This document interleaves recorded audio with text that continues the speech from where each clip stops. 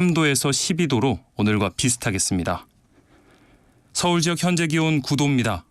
일라디오 4시 경제뉴스 아나운서 임지웅이 전해드렸습니다. KBS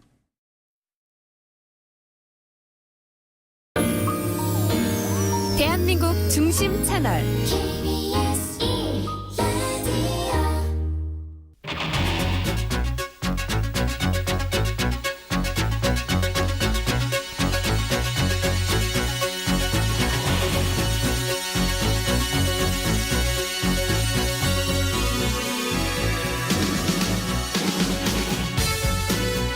안녕하십니까. 성기영의 경제쇼 아나운서 성기영입니다. 도시는 인간 삶의 터전인 동시에 정치와 경제 그리고 문화의 중심지인데요. 우리가 도시 개발과 변화에 관심이 많은 이유도 그래서입니다. 인구 감소와 도시 집중화 속에서 앞으로 소멸하지 않고 살아남을 도시는 과연 어딜까요? 한국 도시의 미래 함께 그려봅니다. 인공지능과 AI 반도체를 만드는 미국 기업 엔비디아의 깜짝 실적이 전 세계 증시를 흔들고 있습니다. 미국은 물론 유럽과 일본 증시까지 전에 없던 호황을 누리고 있는데요. 조금은 다른 모습을 보이고 있는 우리 증시 흐름 짚어보겠습니다. 이 시간 유튜브로도 함께하겠습니다.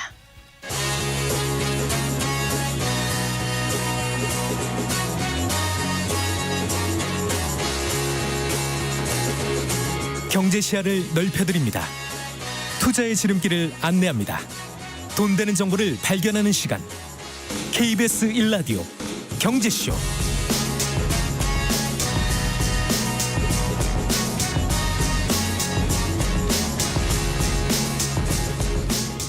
자, 먼저 오늘의 경제 뉴스부터 정리해드릴까요? 경제 뉴스 브리핑 손석구 경제평론가와 함께합니다. 어서 나오십시오. 네, 안녕하세요. 안녕하세요.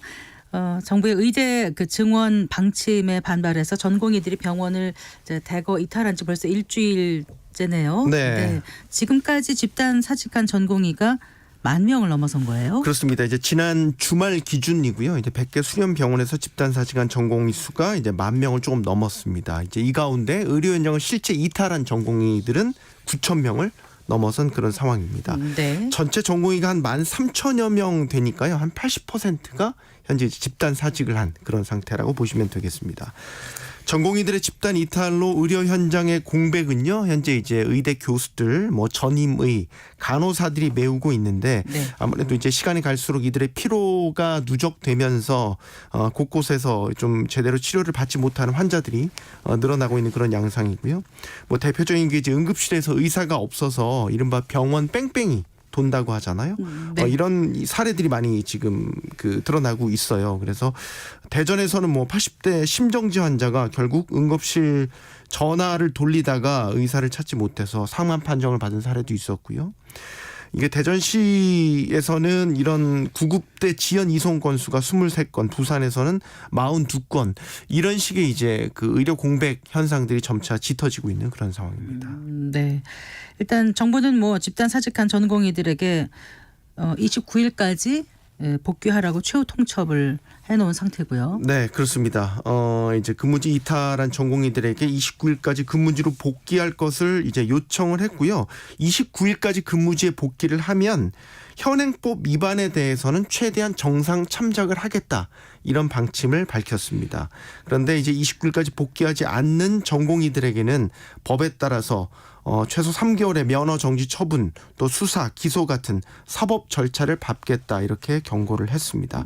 네. 그래도 아직까지는 응급이나 중증 환자 중심의 비상진료 체계는 비교적 안정적으로 운영되고 있다는 게 정부의 평가인데 문제는 이제 현장 피로도가 누적되고 있기 때문에 전공의들의 공백이 길어질 경우에는 의료 체계가 흔들릴 가능성이 높고요. 아까 29일 이제 근무 복귀 시점으로 정부가 얘기를 했지 않습니까? 네. 결국 이번 주가 관건이 될 것으로 보입니다. 네.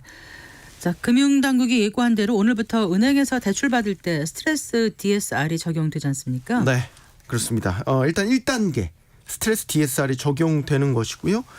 DSR이 이제 총부채 원리금 상환 비율이죠. 대출자가 갚아야 될 원금과 이자가 연소득의 일정 비율을 넘지 못하도록 하는 대출 규제가 되겠습니다. 현재 은행권은 40%가 적용되는데 오늘부터 시행되는 스트레스 DSR은 조금 더 강화된 DSR이다 이렇게 보시면 되겠습니다. 네. 그래서 기존의 대출 금리에 앞으로 금리가 오를 것까지 고려를 해서 금리가 좀 더 가산이 되는 겁니다. 이 가산되는 부분을 이제 우리가 스트레스 금리라고 얘기를 하는 거고요. 이 스트레스 금리까지 더해서 대출 한도를 더 낮추는 게 되겠죠. 즉 대출자의 상환 능력을 더 보수적으로 추정을 해서 대출을 더 적게 내주겠다 이런 제도가 되겠습니다. 네.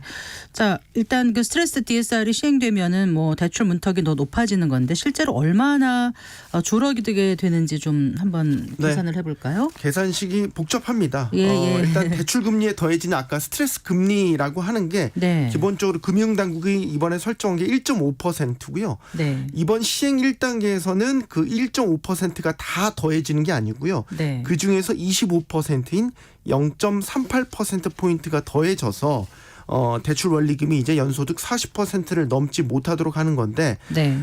연봉 5천만 원 직장인의 경우에 만약에 만기 40년짜리 주택담보대출을 기본금리 5%로 한도까지 받는다고 가정하면 네. 변동형의 경우에는 기존보다 2천만 원 정도 대출 한도가 줄어든다는 계산이 나오고요.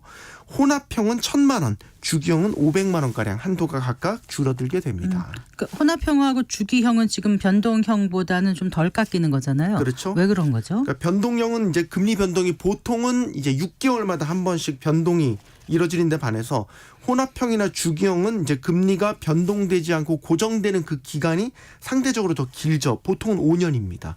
그래서 금리 안정성이 상대적으로 높으니까 변동형보다는 조금 더 적은 스트레스 금리를 적용한다 이렇게 생각하시면 되겠고요. 개인별로 상한 계획 같은 것들을 고려하셔서 선택해야 되겠지만 만약에 대출 한도를 좀 덜 깎이고 싶다 네. 이런 분들이라면 혼합형이나 주기형 금리를 선택하시는 게 그럼 맞습니다. 6개월 뒤나 1년 뒤에는 어떻게 되는 거죠? 그만큼 이제 대출 한도가 더 줄어들게 됩니다. 아까 1단계만 일단 적용된다고 말씀드렸잖아요. 예. 그런데 이제 7월 1일부터는 2단계가 적용돼서요. 아까 스트레스 금리의 반영 비율이 이제 50%로 올라가고요. 네. 내년부터는 3단계 전면 시행입니다. 이때부터는 이제 100%가 적용돼서 가산이 됩니다. 그래서 이제 기본 대출 금리가 5%라면 아까 스트레스 금리 1.5%라고 말씀드렸죠. 네. 100% 적용된다면 이제 6.5%로 계산이 된다는 얘기고요. 2단계부터는 또 달라지는 거는 1단계에서는 은행권 주담대에만 적용됐는데 이제 2단계에서부터는 은행권의 신용대출 또 이금융권의 주담대에도 적용이 되고요. 3단계에는 모든 가계대출로 확대 적용됩니다.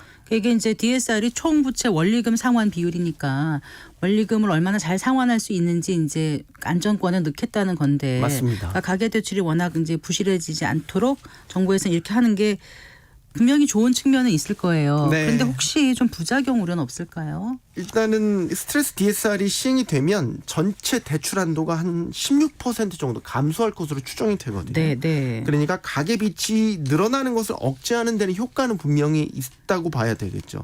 그런데 이제 주택시장 측면에서 보면 집 사기가 어려워지겠죠. 그러니까 대출을 받기가 까다로워지기 때문에 네. 자칫 이게 무주택자 같은 실수요자들이 주택을 구입하려고 하실 때 네. 타격을 받을 수 있다라는 우려가 나오고 있습니다. 네. 또 하나 정부 내에서요. 이게 정책적으로 좀 충돌하는 측면이 보여요. 어떻게요?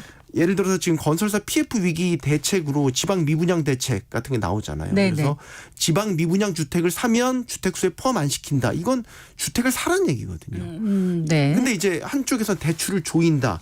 이렇게 되면은 주택을 사시려고 하는 분들한테는 좀 고개가 갸웃할 일이 될 수 있는 거고. 그리고 정책 대출 이런 거 계속 나오고 있지 않습니까? 네. 정책 대출은 또 적극적으로 시행하잖아요. 예를 들어서 뭐 얼마 전에 작년에 했었던 특례 대출이라든지 네네. 뭐 신혼부부 대출 같은 네. 이런 정책 대출은 적극적으로 시행되고 또 하나 있습니다. 얼마 전에 뭐 지금도 많이 이용하고 있죠. 대안대출 플랫폼. 네네. 이게 만약에 지금 그 스트레스 DSR이 적용이 되면 한도 자체가 줄기 때문에 기존에 있던 걸 쓸 수밖에 없는 거죠. 갈아탈 수가 금리를 없죠. 낮추더라도 네. 한도가 줄어드니까 이게 뭐지?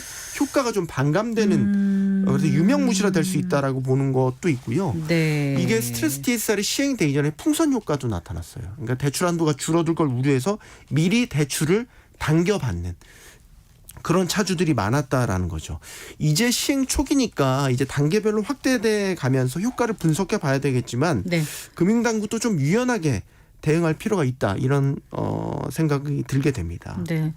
신용도가 좋은 차주들 같은 경우에는 좀 진짜 유연하게 좀 대응해야 되지 않을까 이런 생각이 뭐 들어요. 가장 좋은 거는 고정형 대출을 받는다면 네. 사실 스트레스 DSR과 상관이 없기 때문에 고정형 대출을 받는 걸로 유도하는 그런 측면도 이 제도의 하나의 배경이다 이렇게 보실 수 있겠습니다. 알겠습니다. 오늘 뭐 그 청약 홈페이지 접속이 마비될 정도로 신청자들이 몰린 단지가 있었죠. 예, 네. 이게 오늘 좀 화제였어요. 다들 가입하라고 지난주부터 막 저는 안 했는데 주고받고 막 하던데 네. 저도 안 했습니다. 네. 이게 서울 강남구 개포동의 네. DH 퍼스티어 아이파크입니다. 이 줄여서 네. 디퍼라고 네. 오늘 디퍼라고 얘기들을 많이 하시더라고요. 네. 이게 딱 세 가구에 대한 무순위 청약이 오늘 진행이 되고 있습니다. 현재. 네. 그래서 이제 한국부동산원 청약국 홈페이지를 접속을 해보시면 지금도 이제 접속이 좀 잘 안 된다고 하는데 한동안 접속 자체가 마비될 정도로 신청자가 한꺼번에 몰렸습니다. 그래서 처음에 딱 청약 시작하자마자 한 대기 인원이 10,000명을 넘겼다고 하더라고요. 네. 이게 왜 이렇게 인기가 많냐. 세 가구 청약이긴 하지만요. 이게 무순입니다. 그래서 이제 주택 소유 여부에 상관없이 청약 통장 있든 없든 무관하게 자격이 네. 그렇죠. 신청할 수 있고요. 더 중요한 건 당첨되면 일단 막대한 시세 차익 볼 수 있습니다. 그래서 굉장히 많은 신청자들이 몰린 이유가 사실 시세 차익 때문으로 보여요. 뭐 이게 강남에 위치해 있고요. 또 분양가 상한제 적용을 받은 단지이기 때문에 네. 입지가 뛰어나고 주변 시세보다 훨씬 싸다.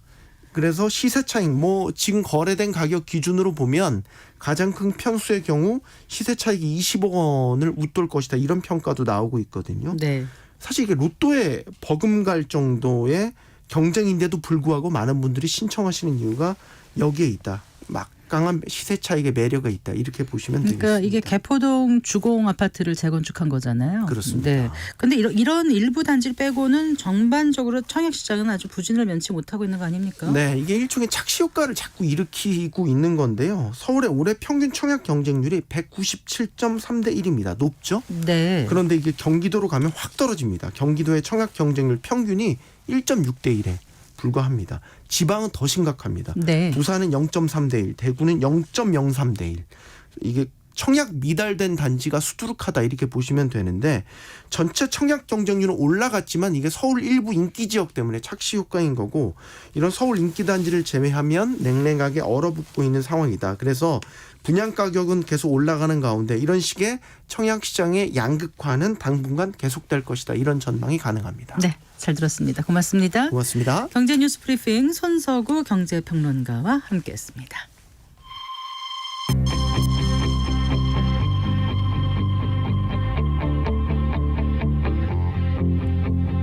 경제 전문가의 원포인트 레슨. 꼭 알아야 할 정보와 이슈를 알기 쉽게 풀어드립니다. 대한민국 경제 고수와 함께 투자의 맥을 짚는 KBS 일라디오 경제쇼. 진행의 성기영 아나운서입니다.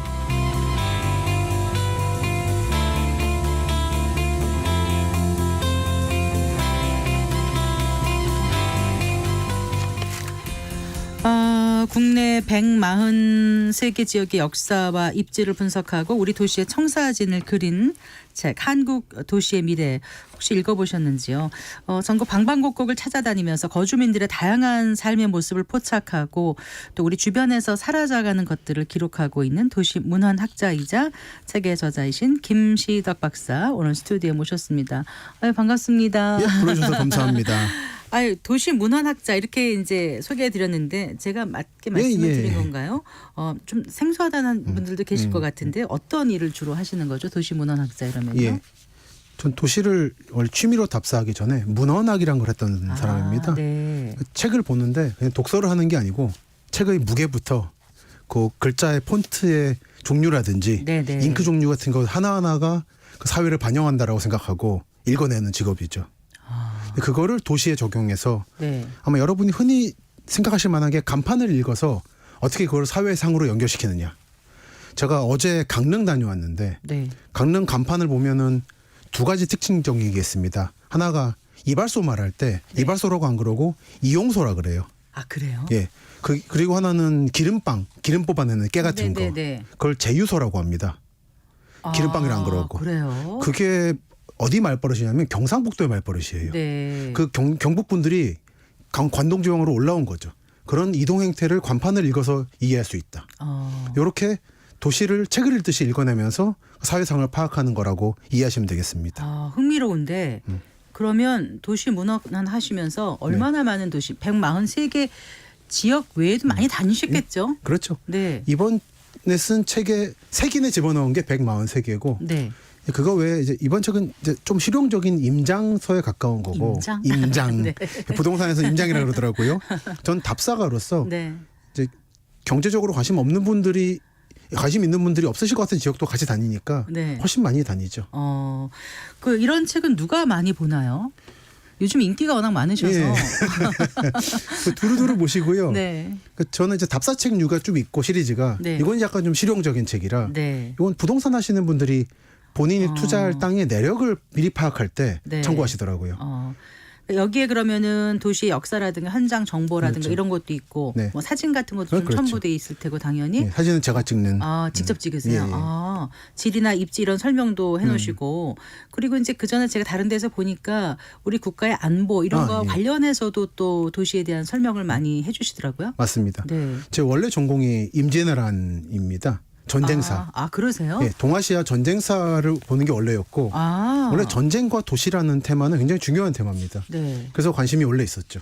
근데 이번에는 저는 그래서 그거를 전면적으로 내세우고 있는 거죠. 네. 한국 도시의 과거, 현재, 미래를 볼 때 경제적으로만 보는 게 아니라 또는 뭐 인구 구조만 보는 게 아니고 국제 정세나 전쟁이 어떻게 예를 들어 서울을 어떻게 키웠나, 부산을 어떻게 키웠고 목포, 인천을 어떻게 쇠퇴시켰나 이런 거를 볼 때 적용할 수 있다라고 주장하는 겁니다. 그럼 서울을 어떻게 키웠는데요? 서울은 일단 그 45년 8월 15일과 6.25 전쟁 이후에 예. 하나는 재외동포들이 100만 명 이상이 귀국을 했고 하나는 6.25 전쟁 때 피난민들이 수백만 명이 내려오면서 네. 감당할 수 없는 수준으로 커진 거죠. 네. 그게 인천과 서울의 성장. 네. 한때는 인천 인구의 30%가 북한 사람이었습니다. 네. 그 뒤에는 충청남도 사람들이 많이 왔는데 특히 태안반도 쪽. 그 당시는 고속도로 없으니까 배 타고 오셨어요. 네. 그래서 배를 타고 오신 분들이 많고 해서 그렇게 인구 이동과 교통망의 관계가 있고 네. 또 하나는 이제 국공내전이라고 중국에서 국민당과 공산당이 싸워서 공산당이 이겼잖아요. 네. 그 전쟁에서 만약에 국민당이 이겨서 중국이 자유민주주의 체제였다면은 어떻게 됐어요? 서해안 지역은 굉장히 번성했을 겁니다. 그렇겠네요. 지금 부산급으로. 네. 한때 49년까지는 목포 군산이 굉장히 큰 도시였어요. 네, 네. 마카오 신사라고. 그게 다 그런 시국을 반영하는 거죠. 알겠습니다. 그런 내용이 있습니다. 알겠습니다. 그 부지런히 다니셔야 되겠어요? 예. 많이 걸으시고 운전도 많이 하시고 그러시나요? 저 운전면허는 없습니다. 그럼 어떻게 대중교통 네, 이용하세요? 대중교통으로. 근데 사실 제대로 하려면은 운전보다는 맞습니다. 걸어 다니시거나 대중교통 이용하셔야 더 많은 그 그렇죠. 삶의 흔적들을 볼 수 맞습니다. 있을 것 같아요. 네. 네. 그럼 낯선 지역을 처음 방문할 때 가장 눈여겨 보시거나 꼭 이곳은 꼭 방문하겠다. 뭐 이런 무슨 답사 원칙 이런 게 있습니까? 예.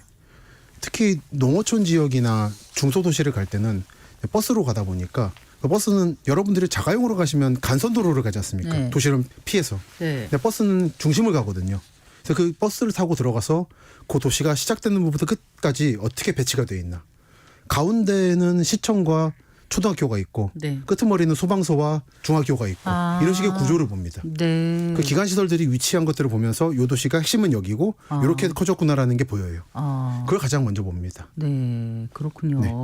얼마 전에 보니까 제가 방송국 영등포에 있으니까 영등포 500채 집인가? 예. 200채 집인가? 500채 주택. 근데 500채 주택이 그런 걸 보면 도대체 이런 건 어떻게 아셨을까 그런데 그게 다 이제 문헌을 통해서 보시고 맞습니다. 현장에 가서 보시고 그다음에 이런 게 나중에 없어질 때를 대비해서 사진 같은 걸 다 그렇습니다. 자료를 남겨놓으시고 그러는 그렇습니다. 거잖아요. 그리고 이제 흥미로운 부분이 어떤 마을의 분위기를 알려면 그 길고양이들의 모습을 봐라 뭐 이런 얘기도 하시던데 그럼 왜 그렇습니다. 그랬습니까? 그 길고양이도 포함해서 집고양이도 이제 풀어두는 경우가 있으니까 네. 고양이들이 사람의 눈치를 보는 동네는 좀 인심이 안 좋아요.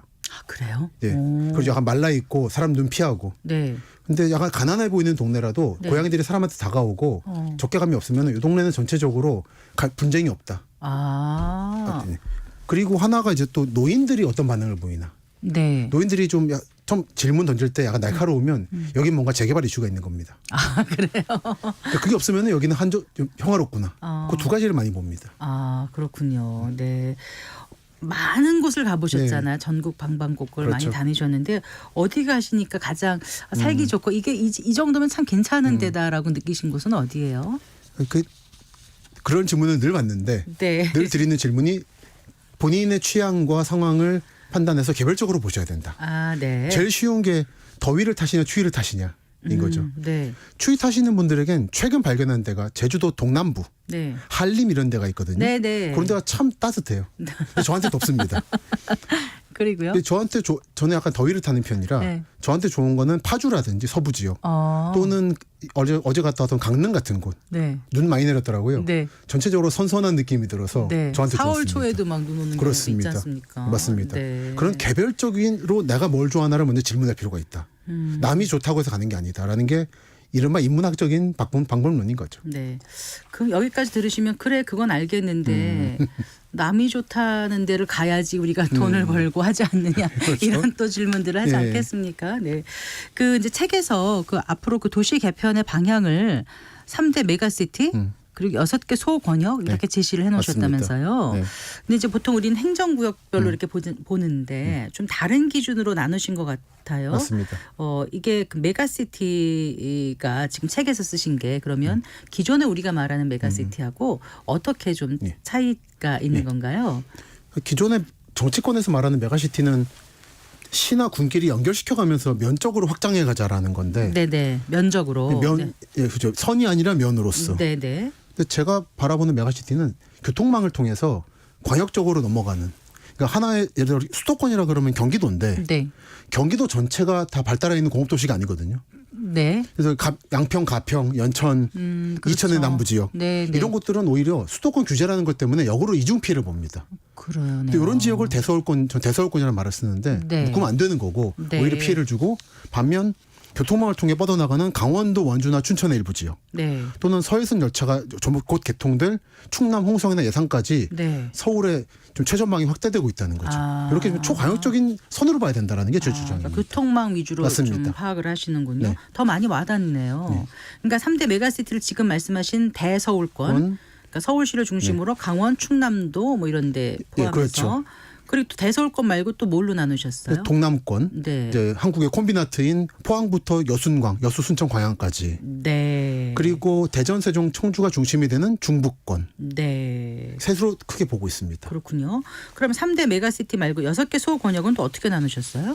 대구, 구미, 김천, 속권이 있고요. 네. 이 지역에서는 그걸 이제 메가시티로 부르는데 그러기에는 큰 도시가 2개 이상은 아니라서 네. 그냥 하나의 대구가 커졌다고 봐야 되는 거죠. 네, 네. 그리고 중부 내륙권 이건 사람이 모일 건 아닌데 네. 하나의 권역은 이루고 있다. 네. 이게 중앙선 따라 움직이는 라인입니다. 아, 네. 그리고 동해안권 네. 이제 고성부터 요즘 핫한 양양이라든지 네. 삼척 네. 요즘 주목하는데 삼척이거든요. 그리고 울진 영덕까지. 아. 그리고 하나는 이제 전북 서부 지역 네, 네. 그리고 전남 서부 지역 네. 제주. 아, 그렇게 6권이 네. 되는 거군요. 네.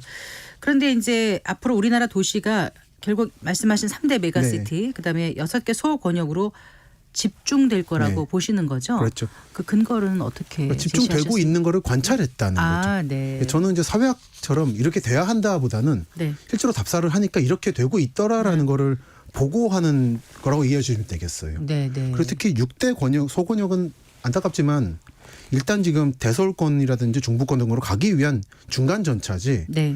이게 3대 메가시티만큼 커질 것인가에 대해서 좀 회의적입니다. 결국은 저는 한국의 인구나 산업은 3대 메가시티로 아주 집중될 거고 나머지 지역은 안타깝지만 네. 쪼그라들 수밖에 없다라는 게 저의 안타깝지만. 관찰입니다. 네. 자, 그 경기 인구가 지금 1,300만을 넘었다, 뭐 1,400만을 돌파했다 이렇게 나오지 않습니까? 네. 서울 인구는 줄지만 네.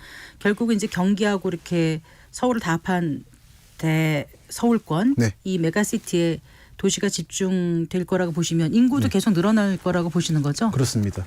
그러니까 한국의 인구가 주는 거와는 별개의 차원인 거죠. 네. 양극화라고 이해하시면 될 것 같아요. 네, 그렇군요. 그런데 이제 지금 말씀하신 그 수도권이 계속 그렇게 커지면 네. 지금 우리가 좀 걱정하는 부분, 강남 집중화 이런 현상은 계속 되는 걸까요? 그렇다면 서울 균형 개발 아니면 전국 국토 균형 개발은 물 건너 가는 겁니까? 어떻습니까? 저는 그 균형 개발이라는 게 네. 그렇게 인위적으로 정책에 따라 되지 않는다고 느껴요. 제일 최근에 보여준 사례가 혁신 도시들의 상황들이죠. 네. 결국은 그 지역 균형 발전을 위해서 만들었는데 사실 원래 있던 중심들에다 만들었으면 좋았을 텐데 엉뚱한 이제 A시와 B시의 중간에다가 신도시를 만들어 그쪽을 좀 버리는 개발하고 바람에 싶었던 예. 거죠. 일자리도 그렇죠. 만들고. 그러면서 자기 원래 도시들의 인구는 가만히 있기를 바라면서 서울 경기도에서 오길 바랬던 거예요. 결국은. 근데 그렇게 안 되고 있거든요. 네. 새벽에 KTX 타고 전국을 다니는데 네. 답사하러 할 때마다 새벽에 잠을 쫓아가면서 출근을 하기 위해 앉아있는 많은 분들을 봅니다. 김천구민이 오송이니 나주까지도. 그러니까 이게 지역민들이 바란 대로 가지 않아요. 게다가 결국은 외국에서 안 오니까 주변 인구로 빨아들이니까 구도심도 쇠퇴해지는 악순환이 일어나고 있는 거죠. 그러면 수도권 인구 집중 현상은 어차피 어떻게 나아지지 않은 상황이라면 아까 말씀한 중부권 메가시티라든가 네. 동남권 메가시티를 좀 더 집중해서 그쪽을 중심으로 좀 키워가는 거를 쪽으로 가야 되는 건가요? 예, 저는 그게 맞다고 보고요. 예. 저는 이제 주로 관찰을 하는 사람이지만 네. 한 가지 이제 당위성으로는 중부권이 커져야 한다. 다른 지역분들이 서울이라는 게 문제가 너무 한쪽에 치우쳐 있습니다. 네. 그러다 보니까 다른 지역분들이 뭐 하나 일을 보기 위해서도 4-5시간을 오셔야 돼요. 예를 들어 오페라를 보신다든지. 지금 의료도 그렇지 않습니까? 그렇지 않습니까? 그렇죠. 네. SRT 타고. 네. 그러니까 중부권 딱 중앙 지역에 자리가 확고히 잡아주면 서로 좀 편하다는 그렇죠. 거죠. 어디든지 2시간 정도 오기 때문에 네. 그게 제일 좋고 그러기 위해서는 대전과 청주라는 양대 도시가 있는데 네. 이 두 도시가 하나로 돼야 되는 거죠. 그거를 만들어줄 것이 세종의 성장입니다. 네. 세종이 아직 그렇게까지 그 접착제딩을 못하고 있어서 미래가 불투명하지만 돼야 할 것 같다. 근데 세종도 사실 가면 너무 좋은데 네. 거기를 벗어나면 할 게 없다. 맞습니다. 뭐 이렇게들 얘기하지 않습니까? 맞습니다. 그게 이렇게 오랫동안 당위를 가지고 했어도 도시와 도시의 소멸 생성이라는 게 말씀하신 것처럼 인위적으로 잘 안 되는 것 같아요. 맞습니다. 그리고 세종 자체가 사실 최신의 도농복합 도시인데 조치원 복숭아 유명한 예, 예. 거기가 세종인데 여긴 인구 줄고 있어요. 예. 세종 내에서 그 해결을 못하면은 네. 중부권 미래가 어둡고 한국의 미래도 어둡다 생각을 하고 있죠. 네. 오늘 어떤 해결책까지 제시하기 좀 어렵고 참 좀 던져주시는 건데요. 네. 우리가 어떻게 가야 될지. 네. 그 기존에 사실 메가시티 추진 이런 게 있었지 않습니까? 뭐 김포도 그렇고 네. 부산도 그렇고 광주도 그렇고 그런데 사실 잘 되고는 어떤 특별히 이렇게 열매가 있었던 것 같지는 않아요. 없죠. 네. 늘 그렇죠. 근데 이번에 더군다나 또 이제 그 김포시를 예. 서울에 편입시킨다는 게 갑자기 나왔습니다. 그렇습니다. 그리고 이제 선거 앞두고 또 계속 그런 얘기도 있는 것 같고 네. 그래서 메가 서울론을 가자 이렇게 하는데 그건 어떻게 보세요? 도시학자 입장에서요. 문헌학자 입장에서 가장 대표적으로 말씀드릴 수 있는 게 메가 서울론인데 네. 서울시장님이 탐탁 잘 아시죠? 그리고 김포시에서도 반대 비율이 높았습니다. 그랬나요? 네. 높았습니다. 그러니까 4대6 정도로 반대가 6이었어요. 그러니까 기본적으로 이제 한국의 서울 중심 분들이 착각하시는 게 모든 사람은 서울 사람이 되고 싶어 할 것이라는 그런 자만이라는 게 있어요. 경기도가 어때서? 내 김포가 어때서라는 게 강하거든요. 네. 특히 농촌 지역은 그렇습니다. 그래서 결국은 한강 신도시 서울의 월경지인 건데 네. 일산이나 분당처럼 네. 이 지역 분들은 원하세요. 난 서울 사람이니까. 출퇴근을 서울도 또 많이 그렇죠. 하시니까. 그리고 이분들을 주로 만나니까 네. 김포 사람은 원하나 보다 생각을 하는 건데 막상 조사해보면 꼭 그렇진 않다. 안 그렇습니다. 네. 농촌이 강하고 내가 경기도 사람으로서 어때서. 그리고 만약에 통합되면 보나마나 각종 특수시설들이 김포로 올 건데 네. 한강 신도시 주변에 만들겠습니까? 저 농촌 지역에 만들겠죠. 공장이라든지 폐기물 네. 이런 거기 때문에 당연하게 반대하는 것이다. 아, 그래요. 그 이전에 그 대통령실 용산 이전에 대해서 이제 기대감을 나타내신 어떤 글을 쓰셨나요? 인터뷰하신 맞습니다. 걸 봤던 것 같고요. 그런데 또 용산 미군기지 부지를 생태공원으로 조성하는 계획은 또 반대하셨던 것 그렇습니다. 같고. 예. 그렇다면 이번에 용산 정비창에 뭐 100층 규모의 어마어마한 랜드마크를 조성하는 대규모 그 개발 계획 나온 거에 대해서는 어떻게 보세요? 세 가지 각각 다른 문제가 던져졌는데 같은 용산이라서 묶어서 예, 여쭤봤는데. 예, 예. 그러니까 대통령실이 전 사실은 네. 이번에 과천쯤으로 내려오길 바랬어요. 아, 왜 서울에 있어야 되냐. 어. 그래서 결국 청와대 벗어나서 한강까지 왔는데 네. 한강 전선을 못 넘었네요. 출퇴근하기 힘드셔서 그랬나요? 그러니까 저는 뿌리 깊은 강북을 벗어나면 안 된다라는 아. 그 조선시대 이래 그 압박이 컸다고 봐요.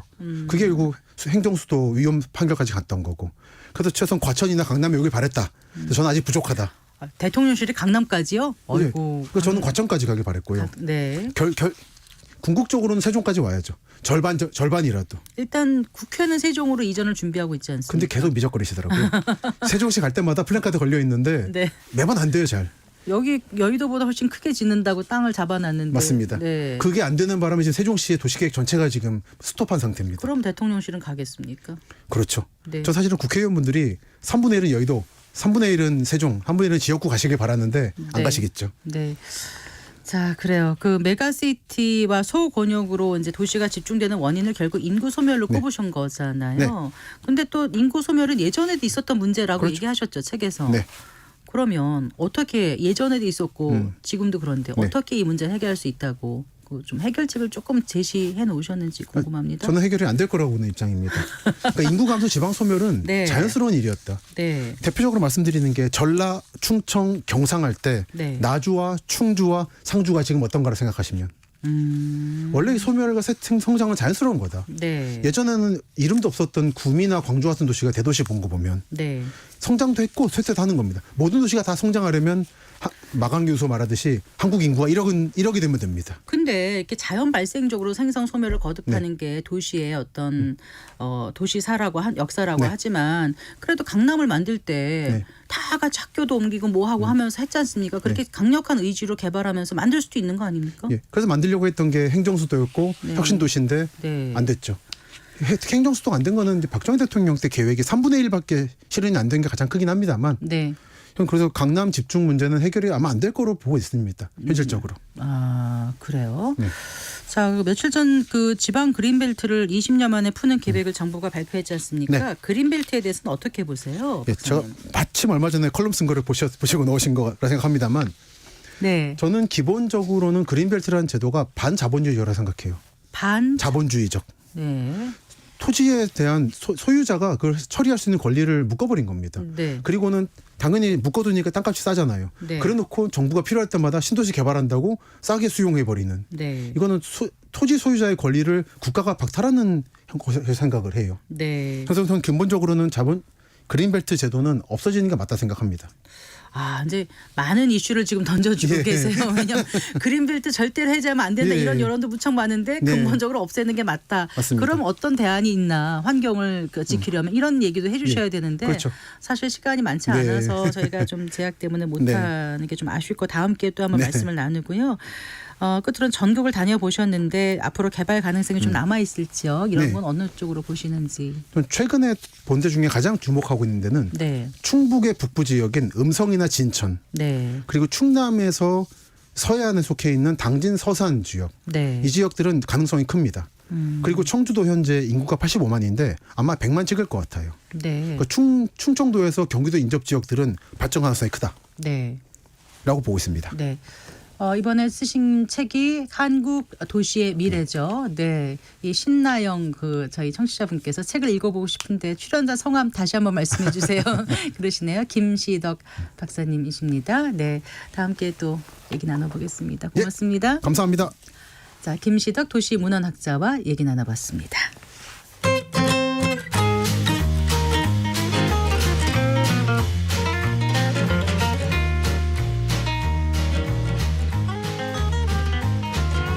경제 맛집 투자 핫플. 지금은 돈 벌기 딱 좋은 시간. KBS 1라디오 경제쇼. Ba-ba-da-ba-ba-ba. Ba-ba. Ba-ba-da. 4시 38분입니다. 성경의 경제쇼 2월 28일 수요일 내일 모레네요. 네, 안수남 세무사와 함께하는 세무상담 코너가 열립니다. 세금 관련해서 궁금한 내용 있으신 분들은 성경의 경제쇼 홈페이지 청취자 게시판에 질문 남겨주시거나 샵 9730으로 상담 내용 문자 보내주시기 바랍니다. 짧은 문자 50원, 긴 문자는 100원, 어플리케이션 콩은 무료입니다. 자, 한 주간 주식시장에 영향을 미칠 주요 이슈와 일정 살펴보고 또 현명한 투자 전략도 짚어보는 주간 증시 동향 코너입니다. 오늘도 이베스트 투자증권의 염승환 이사와 함께하겠습니다. 어서 나오시죠. 네, 안녕하세요. 반갑습니다. 일본 증시, 미국 증시 사상 최고치 경신했지만은 우리는 좀 부진하죠, 상대적으로. 네. 오늘도 얼마나 지금 조정을 받은 건가요? 오늘도 좀 안 좋았는데 네, 이제 네. 사실 이제 미국과 일본에 비하면 좀 약간 초라하죠. 이제 왜냐하면 이제 계속해서 그 신고가를 내고 있는데도 한국 증시는 좀 빠지고 있는데 네. 오늘도 한 20포인트 정도 주가 지수가 코스피가 밀려서 네. 2,647포인트까지 좀 밀렸고 네. 일단 이제 여러 가지 이유들이 있는데 오늘 이제 기업 밸류 프로그램이 오전에 발표됐는데 네, 네. 일단 시장 기대엔 좀 못 미쳤다라는 평가가 있다 보니까 예. 실망 매물이 좀 나왔고 거기에 코스피의 시가총액 1위가 삼성전자고 네. 코스닥은 에코프로 BM이라는 이제 2차 전지 양극재 회사인데 이 두 기업의 주가가 요새 좀 별로 힘이 없습니다. 그러다 보니까 오늘도 빠졌거든요, 둘 다. 네. 그래서 이제 대표 기업들의 주가가 좀 부진하다 보니까 다른 기업들이 힘을 좀 내주더라도 워낙 또 삼성전자 비중이 크잖아요. 그래서 증시는 오늘도 좀 빠지면서 좀 아쉽게 끝났고 지난주에 사실 엔비디아 효과를 또 받았어야 되는데 네. 아쉽게도 삼성전자는 주가가 오르질 못하는 그런 기대하신 분 많으셨을 텐데 네. 또 그렇게 안 됐네요. 하이닉스는 좀 괜찮았어요. SK 하이닉스는 좀 많이 올랐는데 엔비디아의 상승만큼의 우리나라 주가지수 상승이 못 나와서 네. 일단 오늘까지 국내 증시는 조금 답답하게 좀 움직였던 것 같습니다. 그 미국과 일본을 비롯한 세계 증시 흐름이 좋은 건 역시 엔비디아 영향이 큰 거죠, 이사님. 네, 그러니까 미국 같은 경우도 사실 이제 빅테크 기업들이 좀 주가 많이 오르고 있는데 그들을 이제 이끄는 건 결국 AI라고 봐야 될 것 같고 네. 그 AI 투자를 하기 위한 필수적인 제품이 이제 엔비디아가 만드는 GPU라는 네, 네. 반도체이기 때문에 이걸 안 쓰면 뭐 AI 할 수가 없거든요. 그래서 놀라운 실적들이 좀 나오고 있고 한때 이제 금요일 날 엔비디아 갖고 계신 분들 뭐 기분이 되게 좋으셨을 것 같은 게 그랬을 것 같아요. 불과 시가총액 1조 달러 돌파한 게 8개월 전인데 네. 8개월 만에 2조 달러를 한번 찍고 왔거든요. 그러니까 2조 달러면 거의 우리나라 코스피랑 거의 비슷합니다. 네. 그러니까 한 나라 지수보다 오히려 더 커져버렸죠, 시가총액이. 그래서 좀 상당히 좀 좋은 흐름이 나왔는데 다만 이제 좀 많이 오르다 보니까 이제 약간 매물이 나오면서 상승폭은 조금 축소되면서 마감이 됐다라고 엔비디아는 좀 봐주시면 좋겠습니다. 네. 그러니까 다우는 어느 정도 지금 사상 최고치 경신한 거죠? 네, 그러니까 뭐 3대 지수 모두 다 사상 최고치인 경신했는데 다만 이제 그 미국의 나스닥 지수는 이제 약간 이제 금요일 날 네. 오후에 좀 밀리면서 약간 하락세로 좀 마무리가 됐습니다. 네. 일본은 어떻습니까? 일본 증시도 지난주에 이제 34년 만인가요? 아마 사상 최고치를 좀 돌파하면서 견조한 모습이 좀 아직까지는 계속 이어지고 있고 그다음에 지금 뭐 우리나라보다 밸류 프로그램을 먼저 시작을 했잖아요. 네, 근데 이제 네. 일본이 꼭 밸류 프로그램 때문에 올라간 건 아니고 엔저라 그러죠. 일본은 또 수출을 많이 하다 보니까 그래서 엔저 효과에 따라서 뭐 토요타라든가 일본의 주요 수출주들이 좋았고 또 일본도 AI 수혜 기업들이 좀 많이 있거든요. 반도체 장비 회사들이 많이 있다 보니까 그 기업들의 주가 상승이 나오면서 일본 증시도 미국과 저희 좀 거의 비슷하게 지금 흘러가고 있는 그런 네. 상황인 것 같습니다. 그런데 우리 증시는 왜 이럴까요? 조금 더 좀 살펴볼까요? 네, 이제 국내 증시가 좀 약한 이유는 일단 이제 한국은 미국과 다르게 좀 중국 비중이 좀 높거든요. 근데 이제 중국이 최근에 부양책을 쓰고 있지만 중국 경기가 안 좋다는 건 다들 알고 계실 거예요. 그러니까 중국이 좀 강하게 좀 이렇게 회복이 좀 돼줘야 되는데 그 회복 속도가 좀 느린 편이고 그리고 우리나라 증시에서 제일 중요한 거 중에 하나가 달러거든요. 달러가 약할 때 한국 증시가 좋은데 네. 이게 달러를 결정한 요인 중에 여러 가지가 있지만 미국보다 중국 경기가 좋으면 달러가 약해집니다. 네. 보통. 근데 지금은 그게 아니잖아요. 네. 그러니까 이제 그러다 보니까 이 외국인들의 선택지에 있어서 네. 한국 증시가 이제 우선순위는 좀 아니었던 거죠. 그래서 좀 부진했는데 다만 그래도 한국이 일단 1월 중순까지 약하다가 2월 이제 중순까지 그래도 어느 정도 이제 주가가 좀 회복됐던 배경에는 저는 그래도 밸류 프로그램 기대감은 있었다고 보거든요. 그 네. 후로 외국인들이 2달 동안 거의 10조 원 가까이는 사긴 샀어요. 그렇기 때문에 한국 증시가 미국에 비해서 좀 약한 건 맞지만 증시 자체가 뭐 약세장이다, 못 간다, 이건 아닙니다. 분명히 좀 오른 것도 사실이기 때문에 한국 증시가 상대적으로 좀 약할 뿐이다라고 네. 좀 봐주시면 좋겠습니다. 기대감을 좀 갖고 있어도 된다는 말씀이신가요? 네, 뭐 올해 뭐 중국 경기도 회복될 것 같고 미국은 금리 인하할 거고 달러는 좀 약해질 것 같고 밸류 프로그램에 대해서 이제 얘기들은 많지만 어쨌든 이제 시작을 한 거잖아요. 네. 근데 그게 뭐 나쁜 정책은 아니잖아요, 당연히. 네, 네. 플러스가 되는 정책이니까 네. 한국 증시의 중장기 흐름은 좀 괜찮을 걸로 보고 있습니다. 자꾸 이제 엔비디아를 여쭤보게 되는데 네. 어느 정도로 상승세가 계속될까요? 목표 주가를 지금 월가에서는 어떻게 잡고 있는지도 궁금해요. 네, 지금 이제 주가가 한 788달러 정도 되거든요. 근데 네, 이제 네. 목표 주가 1200달러까지도 좀 나온 상태니까 아직도 이제 높게 보는 쪽은 좀 상승 여력 충분하다 이렇게 보고 있고 주가에 대해서 부담은 분명히 있습니다. 주가 지수가 상당히 좀 뭐 한 200% 이상 올랐기 때문에 네. 굉장한 좀 부담이 느끼는 건 사실인데 다만 이익이 그거보다 더 많이 올랐다고 하더라고요. 네, 네. 그리고 이번에 매출액이 265%, 네. 그다음 이익 증가율도 700%가 넘으니까 네. 주가 오르는 게 이렇게 부담스럽진 않다는 거죠. 네. 그만큼 이익이 받쳐주니까. 그리고 우리가 보통 이익 대비해서 몇 배 정도 되냐를 PER로 나타내거든요. 네, 네. 예, 근데 이제 그 PER이란 지표를 봤을 때 최근 3년 동안 엔비디아가 64배였어요. 근데 지금 주가 올랐으면 더 비싸야 되잖아요. 네, 네. 근데 지금 35배예요. 아 그래요? 그러니까 오히려 지금 이익이 너무 증가하다 보니까 네. 이익 대비 몇 배니까 이익이 증가하면은 당연히 퍼가 떨어지겠죠. 그럼 더 올라갈 여지가 있다는 그래서 기대를 이제 주네요. 많은 쪽에서는 아 이거 올라왔지만 아직 비싼 거 맞냐 이런 쪽 얘기도 있어요. 그래서 지금 엔비디아가 어쨌든 이번에 젠스당 CEO도 뭐라고 했냐면 10년 AI 주기로 봤을 때 네. 올해가 이제 첫 스타트 지점이다. 이렇게 언급을 해버렸어요. 그러니까 이제 시장이 더 환호한 거죠. 자신감을 아주. 예. 네. 그래서 매년 평균치로 내보니까 한 2028년까지 한 16% 정도 연평균 성장을 할 거라는 그런 전망들이 나오면서 어쨌든 지금 젠스당 CEO에 대한 자신감에 시장은 여전히 좀 환호하고 있다. 목표 주가 잡을 때는 어떻게 해요? 증권. 그 이제 애널리스트마다 다릅니다. 이제 네. 애널리스트들이 기업의 실적을 이제 미래를 예측해야 되니까 자기만의 추정치로 그러니까 젠스당 CEO의 이제 발언을 듣고 네. 자기가 이제 추론을 하는 거죠. 아, 내년이나 내후년에 얼마 정도 벌겠다. 매출 잡아가지고 영업이익률 계산을 하거든요. 그런 다음에 예를 들면 이제 PER을 몇 배 줄 거냐를 이거는 이제 애널리스트가 결정을 해야 돼요. 네, 난 그렇게 30배 하는군요. 주겠다. 그러면 이제 적정 주가가 나오거든요. 네. 그래서 애널리스트마다 다 다릅니다. 그리고 약간 보수적으로 볼 수도 있고. 네. 근데 이제 이게 왜 다 서로 다르냐면 미래를 서로 어떻게 예측하냐는 그렇죠. 네. 알 수는 없기 때문에. 그래서 지나봐야 그 말이 네, 맞는지 아닌지 맞습니다. 확인이 되는 거고요. 네. 이제 계속 뉴스에도 나오고 하는데 그 이제 시장에 많은 기대를 모았었던 그 기업 밸류업 네. 프로그램 구체적 내용이 나왔지 않습니까? 네, 네. 약간 좀 맥 빠진다 이런 분들도 계시던데 일단 네. 어떤 내용인지 좀 정리를 해주세요. 네, 일단 뭐 기대는 되게 높았는데 일단 이제 대상은 코스피 코스닥 상장기업 전체를 대상으로 하고요. 네. 취지는 뭐냐면 우리나라 증시 너무 할인받는 것 같다. 그래서 네. 저번에도 말씀드렸잖아요. ROE, 자기자본 이익률, 자기자본 대비해서 네. 이익을 많이 내란 얘기죠. 그거를 높이는 방안하고 그다음에 그걸 올리기 위해서 주주들한테 돈을 좀 많이 돌려주는 방안, 주주 네. 환원이라 그러죠. 네. 이거에 대해서는 정부가 명확하게 인식을 하고 있어요. 그래서 여기까지는 좋고 또 앞으로 공시를 통해서 기업들이 자율적으로 이 기업 밸류 프로그램을 이제 그 계획들을 발표를 하면서 또 그 결과까지 이제 제시하는 것들을 이제 발표를 했는데 일단 5월까지 추가적으로 세미나를 더 해가지고요. 6월에 네. 최종적인 가이드라인을 발표를 한다. 그러니까 아직 완성품은 아니에요. 네. 근데 이제 시장이 왜 실망을 했냐면 그 금융위원회에서 오늘 이제 Q&A를 했거든요. 질의응답을 했는데 그게 안 들어가 있어요. 강제성이.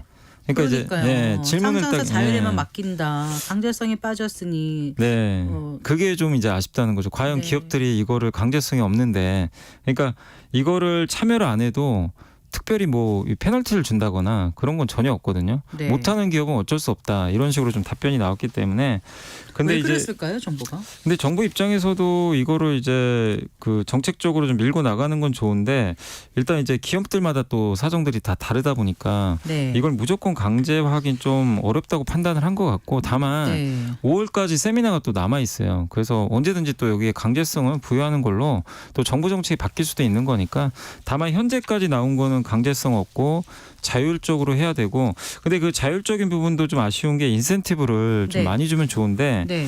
이게 좀 아쉬웠던 게 표창장을 주는 정도. 어머나. 표창장 주고 그거 정도는 뭐 그러니까 뭐 칭찬해 주는 건 좋은데 네. 그리고 뭐 코리아 밸류업 지수 만들어서 거기에 네, 그거 편입 한다고 그러더라고요. 그것도 있고 근데 요거는 이제 3분기 말에 네. 지수를 만들어서 네. 4분기부터 시행을 하니까 좀 시간이 남아 있고 네. 모범 납세자 선정을 좀 우대한다라는 좀 그런 얘기도 나오는데 다만 이제 시장에서 원했던 건 이렇게 좀 잘하는 기업들 세제 혜택 네, 적극적으로 그러니까 뭐 배당 많이 주면 비용 처리해서 뭐 법인세 깎아준다거나 그러니까 전향적으로 좀 드라이브를 거는 네. 것 같은 느낌을 줬으면은 괜찮았을 네. 텐데 조금 미진했다는 그게 좀 이제 기대 거죠. 시장의 기대와 좀 기대에. 간극이 예. 좀 있어서 조금 이제 시장에서는 좀 아쉽다는 평가가 그러니까 오늘 좀 밸류업 프로그램 나올 거라고 예상이 돼서 그동안 좀 올랐던 종목들은 오늘 그럼 많이 빠졌습니까? 오늘 좀 상대적으로 많이 빠졌고요. 그렇군요. 다만 이제 오전보다는 좀 오후에 약간 이제 회복되는 모습은 나왔지만 네. 대표적인 회사가 이제 현대차, 네, 뭐 네. 은행주, 보험주들은 그래도 오늘 좀 주가가 좀 일단 실망 매물들이 좀 나오면서 좀 빠지는 그런 모습들이 좀 나왔는데 어쨌든 이제 시장에서는 시작을 했죠. 이제 정부 정책적으로 시작은 했지만 뭐 앞으로 나올 세미나나 추가적인 어떤 정책 보완을 대해서 구체적으로 좀 당근과 채찍을 좀 줬으면 한다는 게 좀 네. 시장이 좀 바람이다라고 좀 보시면 좋겠습니다. 네. 외국인들이 우리 밸류 프로그램 생각하면서 많이 투자했다고 하셨잖아요. 네네네. 네. 근데 외국인들의 어떤 그 동향에도 영향을 좀 줄까요? 아니 오늘 아침에는 저도 좀 걱정을 했던 게 아침에 팔더라고요. 일단 정책 나오고 나서 근데 오후에 다시 매수로 돌아서서 오늘도 네. 한 1,000억 이상 샀습니다. 그래서 그래요? 아직까지 외국인들은 크게 흔들리진 않고 있다. 네. 이렇게 보시면 되겠습니다. 그 한전 얘기 잠깐 해볼까요? 네. 두 분기 연속 흑자 기록했지 않습니까? 네네. 네, 배경이 어떻던가요?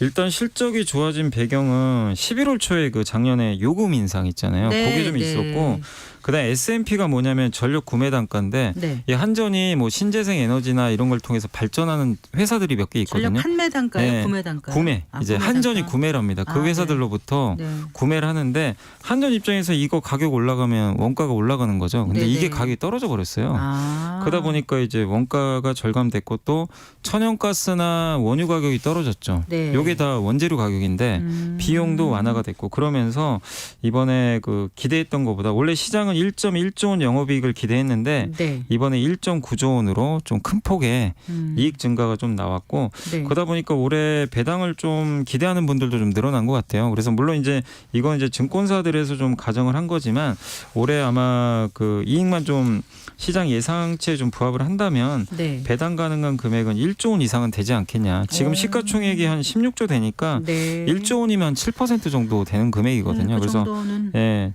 근데 이제 다만 시장이 우려하는 건 이렇게 배당해 주는 건 좋은데 너무 부채 많은데 그거 어떻게 해야 되냐. 아. 부채가 부채가 좀 많아요. 왜냐하면 한전 총 부채가 204조나 되거든요. 네. 그래서 하루 이자만 118억 원이 나간다고 하니까 근데 물론 이제 이거를 제하고도 이익이 남는 거니까 이익은 될 수 있는데 주주 환원과 총 부채, 이 갚아야 되는 부채 이 사이에서 결국에 정부가 결정을 해야 되는 문제잖아요. 근데 지금 밸류 프로그램의 취지가 어쨌든 이 주주 환원을 통해서 기업 가치를 올리는 거니까 이게 네. 공기업이잖아요. 네. 그러니까 이게 또 정부 입장에선 어떤 사례가 될 수 있어서 주주 환원 좀 많이 해주지 않을까 이 기대감이 있어서 오늘 주가는 그렇군요. 어쨌든 상당히 많이 올랐습니다. 네. 근데 혹시 한전이 흑자를 내면 전기요금은 어떻게 될지 뭐 이렇게 궁금해하시는 분들도 계시거든요. 그러니까 이제 한전이 또 이렇게 돈을 벌면 네. 이제 이게 또 어떻게 보면은 공기업이고 네. 우리 그 서민 물가에 영향을 주니까 아 이것도 전기요금 올리면 안 되는 거 아니야? 네, 이럴 네. 수 있죠. 돈 벌잖아 이제 이러면서 네.